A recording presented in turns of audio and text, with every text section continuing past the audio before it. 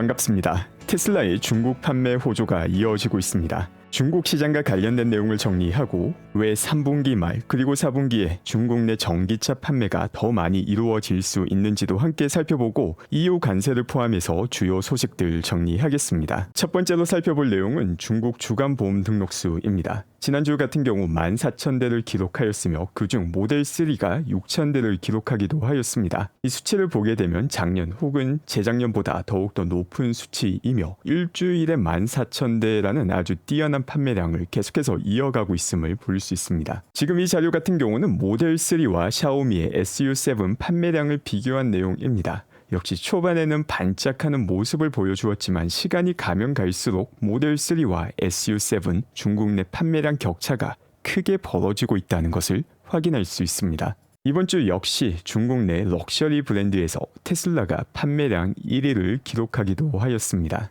분기별 주간 보험 등록수를 보게 되면 2024년 3분기 계속해서 높은 판매량을 기록하고 있죠. 분기 누적 판매량을 보게 된다면 3분기 현재까지 84,000대를 기록하며 역시 역대 최고 기록을 새롭게 만들고 있습니다. 연간 누적 판매량으로 본다 하더라도 이제는 2023년과 거의 동일한 수준이 되었으며 조금만 있으면은 작년 누적 판매량을 초월하는 시기가 다가오는 것도 볼 수 있습니다. 현재 약 4,900대 정도의 차이가 나고 있는데 다음 주 같은 경우는 작년 중국 내 판매량이 17,000대로서 아주 높은 수치를 기록했던 시기입니다. 아마 이 시기에는 조금 격차가 벌어질 수도 있지만 그 다음 주부터는 중국에서 작년 모델3 리프레시가 진행되던 기간이었고 판매량이 상대적으로 낮았던 구간이 됩니다. 이제 바로 이 구간에서 역전이 일어나게 되며 40주가 되기 전에 2024년 누적 판매량 기준 중국 최대치를 다시금 갱신할 가능성이 높은 상황입니다. 또 테슬라 판매량뿐만이 아니라 다른 전기차 제조사의 판매량과도 비교를 해서 보겠습니다. 이 차트를 통해 볼 수 있듯이 전반적으로 모든 기업이 우상향하는 모습을 보여주고 있죠. 중국 시장 역시 전통적으로 자동차 시장의 계절성을 그대로 가져간다는 모습을 볼 수 있는데 작년 판매량과 비교해도 올해 전체 판매량 역시 크게 성장할 가능성이 아주 높은 상황입니다. 이게 왜 그런가? 바로 중국의 보조금 정책 때문이죠. 블룸버그에 나온 기사를 보게 되면은 중국에서 시행하게 되는 트레이드인 정책으로 인해서 260억 달러만큼의 추가 전기차 판매가 중국에서 이루어질 수 있다고 평가하고 있습니다. 260억 달러는 우리나라 돈으로 바꾸게 되면 34조 5천억 원에 달하는 아주 큰 금액입니다. 도대체 무슨 정책이길래 이 정책만으로도 110만 대의 전기차가 올해만 중국에서 더 판매가 될 수 있다라고 이야기하는지 살펴보겠습니다. 이 기사에서 말하고 있는 정책은 배기가스 배출량이 높은 노후 차량을 폐차하고 새로운 차량으로 바꿀 경우에 지급되는 보조금을 이야기하는데 이 보조금을 2배로 올려서 시행한다라고 중국이 지난달에 밝혔으며 앞으로 다가오는 몇 달 동안 이 보조금 시행으로 인해서 훨씬 더 많은 전기차 판매가 기대된다는 기사입니다. 이렇게 2배로 높아진 보조금을 통해서 전기차로 새롭게 교체할 경우에는 2,760달러에 달하는 보조금을 받을 수 있으며 전기차가 아니라 내연차인데 이전 차보다 더 효율이 높은 내연차로 바꾸게 된다면 이 금액의 4분의 3에 해당하는 보조금을 받을 수 있게 됩니다. 그래서 이 보조금 자체는 꼭 전기차로 바꿔야만 주어지는 보조금은 아니지만 전기차로 바꿀 경우에 가장 큰 보조금이 지급된다는 점, 그리고 중국에서는 벌써 내연차의 인기가 상당히 줄어들었다라는 점을 고려하게 되면은 전기차가 가장 큰 혜택을 볼 가능성이 높은 상황입니다. 현재 할당되어 있는 보조금 금액을 바탕으로 이 보조금이 모두 다 전기차에 활용이 되게 된다면 총 110만 대의 전기차가 추가로 팔릴 수 있다라는 내용이고 이를 통해서 중국 내 전체 전기차 판매량이 올해 1,000만 대를 넘길 수 있다라는 분석 기사입니다. 앞서 주간 보험 등록수에서 볼 수 있듯이 테슬라만 중국에서 매주 14,000, 15,000대 내외가 판매가 되고 있기 때문에 중국에서는 한 해에 1,000만 대에 달하는 전기차 판매가 이제 시작되는 아주 역사적인 순간이 다가오고 있습니다. 그 밖에 테슬라 에너지에서도 좋은 소식이 전해졌습니다. 지금 보시는 이미지는 테슬라 네바다 팀이 공유해준 이미지인데 한 교대 근무에 500개 이상의 파워월을 생산하는 신기록을 달성하였습니다. 테슬라 에너지 하면은 우리가 메가팩을 주로 생각하고 실제로 메가팩이 가장 큰 매출원이기도 합니다. 그런데 파워월 같은 경우 개인 가정에 설치하는 에너지 저장 장치이며 지속 가능한 에너지사의 전환에 아주 큰 역할을 하는 상품이기도 합니다. 이 파워월 역시 점점 더 도입률이 올라가고 있으며 테슬라는 미래 모든 가정집에 최소 하나 이상의 파워월을 설치하는 미래를 준비해 나가고 있습니다. 그리고 가장 중요한 것은 역시 메가팩입니다. 이 메가팩을 대량으로 생산하는 게 바로 상하이 메가팩토리입니다. 이 메가팩토리 같은 경우 상당히 충격적인 건설 속도를 보여주고 있습니다. 건설을 시작한 지 3개월이 지났는데 45% 완공했다라는 소식이 테슬라 부사장 타우린을 통해서 공식적으로 확인이 되었습니다. 상하이 메가팩토리 같은 경우 이 속도로 진행되게 된다면 올해 말 초기 생산이 시작될 수 있습니다. 초기 생산 캐파 같은 경우는 연간 10,000대의 메가팩을 만드는 것입니다. 이 10,000대 메가팩 같은 경우 40기가와트시이며 이를 매출로 바꾸게 된다면 100억 달러가 되게 됩니다. 연간 100억 달러라는 에너지 부분의 매출이 얼마나 큰 금액인지도 테슬라의 어닝을 통해서 살펴보겠습니다. 지난 2분기 에너지 부분의 매출이 크게 점프하여서 3빌리언 달러가 되었죠. 그런데 그 이전을 보게 되면 약 1.6빌리언 달러 정도로 1분기 수준의 에너지 매출을 연간으로 환산한다 하더라도 테슬라 전체 에너지 매출이 10빌리언 달러가 되지 않습니다. 그런데 중국에서 만들어지고 있는 이 상하이 메가팩토리 단일 공장에서 연간 10빌리언 달러라는 매출을 만들 수 있게 됩니다. 그런데 그런 공장이 3개월 만에 45%가 완공이 되었다라는 사실이 상당히 놀라운데 이렇게 빠른 완공 속도 사실 그대로 예상했었습니다. 왜냐하면 기가 상하이 바로 옆에 건설이 되었으며 기가 상하이 같은 경우 공장을 건설하는 속도 역시 미쳤었으며 또 공장이 건설되고 난 다음에 맥스 캐파까지 끌어올리는 속도 역시 역사상 전례가 없는 엄청난 속도를 보여주었습니다. 그 바로 옆에 새롭게 공장이 건설되기 때문에 과거에 보여주었던 그 기적을 다시 한 번 더 현실화시킬 수 있을 것이다 라고 기대했는데 그 기대가 그대로 현실이 되어가고 있습니다. 그래서 에너지 부분만 본다 하더라도 매출에 반영되는 시기까지는 조금의 지연이 있지만 에너지 부분이 아주 빠르게 커나가고 있다라는 건 너무나도 명백한 상황입니다. 그런데 거기에 더해서 중국에서 전기차 판매까지 더욱더 높아질 수밖에 없는 정책이 시행되고 있죠. 이 보조금과 관련된 정책은 각 국가마다 보조금이 시행될 때 판매량이 어떻게 변화했는지를 보면 너무나도 명확합니다. 새로운 보조금이 나왔을 때 전기차 판매량이 아주 빠르게 올라가고 있던 보조금이 사라지게 되면 전기차 판매량이 떨어지는 걸 여러 국가에서 확인을 했었죠. 그래서 이를 감안하게 된다면 중국과 관련해서 2024년 말 또 2025년 훨씬 더 탄탄한 매출이 발생할 수 있다는 걸 확인할 수 있습니다. 그리고 여기에 더불어서 EU 관세와 관련된 좋은 소식이 전해지기도 하였습니다. EU 같은 경우 중국에서 수입하는 전기차에 아주 높은 관세를 부과하겠다라고 밝혔었죠. 그 이유가 공정한 경쟁을 방해하기 때문이다라고 이야기했었습니다. 실제 중국 정부에서 중국 자국 기업의 다양한 형태의 보조금을 알게 모르게 지급하고 있기 때문에 너무나도 저렴한 가격의 자동차가 만들어져서 유럽으로 쏟아지고 있다라는 게 신규 관세의 근거였습니다. 그리고 테슬라 역시 중국에서 생산하는 차량은 20.8%라는 추가 관세가 매겨질 것이다 라는 이야기가 있었는데 이 추가 관세가 9%로 낮아지게 되었습니다. 이건 상당히 긍정적인 소식이 되게 됩니다. 그런데 여기서 말하는 이 9%라는 게 총 관세를 의미하는 게 아닙니다. 중국을 포함해서 WTO에 포함되어 있는 모든 국가는 10%의 관세를 원래 EU에 지급을 했었습니다. 그런데 이번에 이야기되고 있는 테슬라 같은 경우 9%, 또 BYD 같은 경우 17.4% 관세 같은 경우에는 기존의 10%에 추가되어서 최종적으로 내야 되는 관세는 테슬라는 19%, BYD는 27.4%가 됩니다. 그래서 이전에 10%와 비교하게 된다면 더 높은 관세를 내는 것이지만 원래 예상되었던 20.8%가 적용이 된다면 30.8%라는 엄청난 관세를 내야 되었었는데 이게 19%가 되었기 때문에 20.8%라는 관세가 매겨지는 시나리오와 비교해서는 훨씬 더 상황이 나아지게 된 것입니다.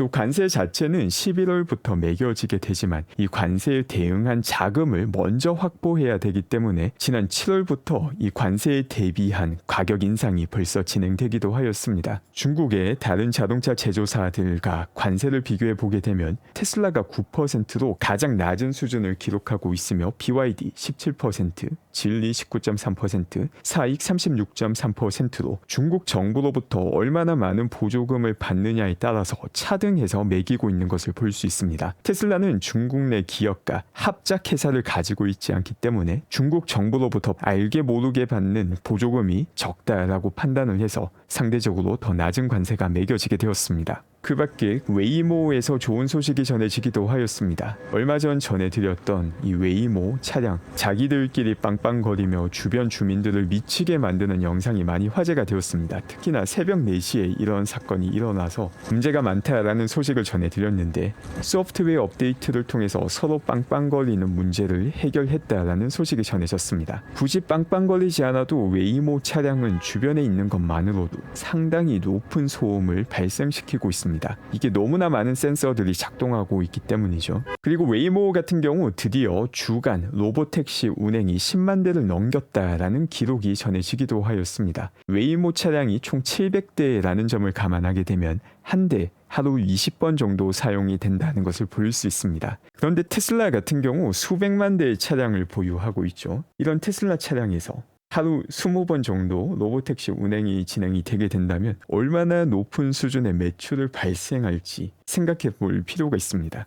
지금까지 전해드렸던 소식은 이제 거의 확정적으로 일어날 수밖에 없는 추가 전기차 판매, 또 더 커지는 에너지 부분이었는데 로보택시 자율주행과 관련된 부분은 확정적으로 전 일어난다라고 생각하지만 시장은 그렇게 평가하고 있지 않죠. 그렇게 평가하지 않는다 하더라도 테슬라의 기본 펀더멘털이 커나가고 있는데 이게 현실이 되는 순간 정말 오버하는 것처럼 들릴 수 있는데 10배 이상의 테슬라 시총 전 가능하다고 생각합니다. 그만큼 로보택시를 통해서 새롭게 창출되는 가치가 크기 때문이죠. 그리고 우버에서도 전기차로의 전환을 준비하고 있습니다. 전 테슬라 임원이던 레베카 티누치 씨를 고용을 하였고 탄소 배출 제로 목표를 달성하기 위해서 전기차를 더욱더 많이 활용하고자 하고 있습니다. 우버가 가지고 있는 탄소 배출 제로 목표 같은 경우 미국, 캐나다, 유럽에서는 2030년도까지 탄소 중립을 달성하고자 하고 있으며 그 밖에 다른 국가에서는 2040까지 이를 달성하고자 하고 있습니다. 또 동시에 로보택시 역시 염두에 두고 있을 겁니다. 로보택시가 시작되는 순간 사실상 우버는 도태가 될 수밖에 없는 상황이기 때문에 최소한 라이센싱이라도 받기 위해서는 전기차로 바꿀 필요가 있기도 합니다. 그리고 이를 가장 잘 알고 있는 것은 우버 CEO일 것입니다. 그런데 우버 CEO가 이상한 행보를 올해 들어 계속해서 보여주고 있습니다. 지난 15일에도 자사 주식 10만 주를 매도하였는데 이 주식 매도 같은 경우에 사전에 계획되어 있던 주식 매도가 아니라 CEO가 본인이 그 타이밍을 잡아서 매도한 주식입니다. 그뿐만이 아니라 올해 7월 15일에는 50만 주, 6월 17일에는 100만 주를 매도함으로써 사실상 우버 CEO가 보는 우버의 미래가 그리 밝지 않다는 것을 암시하고 있기도 합니다. 물론 개인 사정에 따라서 또 자금이 필요했을 수도 있지만 이런 전기차의 변화나 자율주행 시장에 관심을 두는 사람이라면 우버의 미래가 결코 밝지 않다는 것은 상당히 명확한 상황입니다. 또 우버 주가가 상대적으로 지금 상당히 높은 수준이기 때문에 테슬라의 로보택시가 완성되는 순간 지금 이 순간이 우버가 가장 고점으로 혹은 높게 평가되었던 시기라고 기억될 가능성이 높습니다. 그 밖에 BYD에서도 상당히 충격적인 또 자율주행 영상이 공개가 되기도 하였습니다. 이렇게 공안이 차 앞에 매달려 있는 상황인데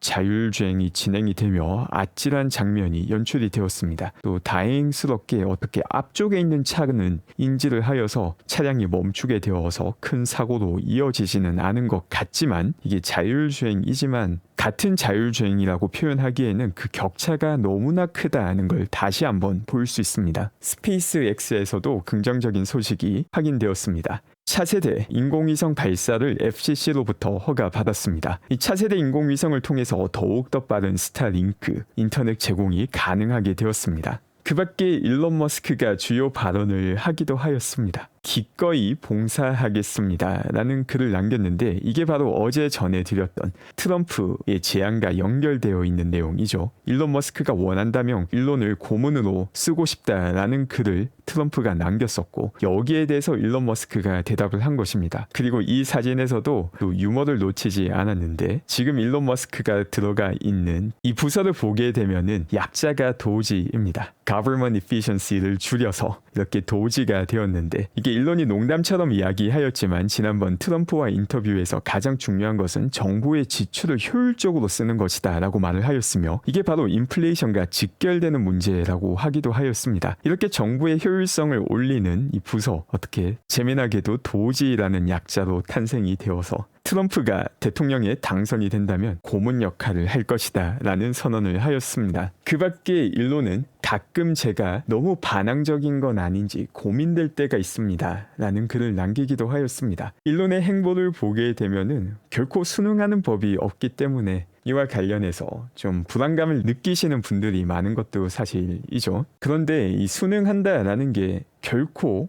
좋기만 한 것은 아닙니다. 이런 일론의 반항적인 기질을 잘 보여주는 예 중 하나가 이 이모티콘의 변천 역사를 보게 되면 대부분의 테크 기업에서 원래 권총 모습을 그대로 보여주었었는데 2016년부터 시작해서 2018년이 되면 권총 이모티콘이 모두 물총으로 바뀌게 됩니다. 그리고 일론은 2024년 이를 다시 권총으로 바꿔놓은 것이죠. 별거 아닌 것 같지만 왜 이렇게 만들었을까? 바로 이 시기가 워크마인드 바이러스가 퍼지기 시작한 상징적인 시기였다라고 보고 있기 때문입니다. 가짜 피해와 진짜 피해를 동일시하게 만드는 게 워크 바이러스이죠. 인터넷상에서 이 권총을 물총으로 표현한다고 권총과 관련된 문제가 해결되는가? 결코 그렇지 않죠. 그런데 이 가짜 피해를 마치 진짜 피해인 마냥 이야기를 하며 정부의 눈치를 보며 모든 거에 순종을 하는 게 바로 워크 마인드 바이러스입니다. 대대적인 선전, 공포, 분노에 거의 자동으로 순응을 하는 상태가 워크 마인드 바이러스에 걸려 있는 상태입니다. 이게 너무나 순응을 하게 된다면 워크 마인드 바이러스가 많이 퍼지게 되고 실제 미국에서는 이 워크 마인드 바이러스가 상상 이상으로 많이 퍼져 있기도 합니다. 또 X 공식 계정 중 하나인 뉴스에서 공유한 이 기사도 함께 보도록 하겠습니다. 얼마나 많은 워크 마인드 바이러스가 퍼져 있는지를 잘 보여주는 대표적 예 몇 가지만 보겠습니다. A school in Indiana was blasted for telling a high school student to remove an American flag from his truck because it might be quote-unquote offensive. 인디아나에서는 한 학생이 본인 트럭에 미국 국기를 꽂고 오는 것을 금지시켰습니다. 이를 금지시킨 이유는 다른 학생들에게 공격적으로 느껴질 수 있기 때문입니다. 고등학교에 미국 국기를 꽂은 차량을 들고 갈 수 없다라고 학교에서 밝힌 것입니다. 소설 같지만 실제 일어나고 있는 일이고 이게 3월 12일에 일어났던 일입니다. 12-year-old Liam Morrison and his family sued the town of Middleborough, Massachusetts for sending him home twice for wearing 그리고 이 학생 같은 경우 학교에서 집으로 가라라는 명령을 2번 들었습니다. 왜 그랬는가? a shirt that simply said there are only two genders. 2가지 성별만 존재합니다 라는 글이 적힌 티셔츠를 읽었기 때문에 학교에서 2번이나 쫓겨났다고 합니다. 그 밖에도 이게 11분짜리 뉴스인데 미국에서 어떤 일이 일어나고 있는지를 잘 보여주고 있죠. 아니 도대체 미국이라는 국가에서 국기를 활용할 수 없다. 성별이 2개다 라는 말을 해서 학생이 쫓겨난다. 일론은 본인이 반항적인 건 아닌지 고민할 때가 있다라고 말을 하였는데 모든 것에 순응하고 나오는 뉴스를 모두 믿고 감정을 조금만 찔러버리면 거기에 NPC 마냥 반응을 하게 되면은 워크마인드 바이러스가 커지고 그 결과가 지금 우리가 보고 있는 이런 어처구니 없는 현실이 된 것입니다. 그렇기 때문에 일론이라는 사람을 단순하게 내가 투자하고 있는 기업의 CEO로만 보면은 장기 투자가 불가능하기도 하죠. 스스로도 알고 있지만 일론은 결코 수능적인 사람이 될 수 없는 사람이고 그걸 20년 넘게 이어오고 있습니다. 일론이 가지고 있는 가치관에 동의해야지만 또 진정한 의미의 장기 투자가 가능하고 테슬라라는 주식 자체도 말도 되지 않는 수익률을 보여주었지만 이 모든 기간 동안의 변동성이 엄청나게 높았죠. 이런 일론과 함께 동업자다 또 일론의 가치관을 공유한다라는 마인드가 없으면 그 변동성은 결코 견뎌낼 수 없는 것이기도 합니다. 오늘 제가 준비한 내용은 여기까지며 오늘 또 함께해 주신 분들 감사드리며 즐거운 하루 되시기 바랍니다.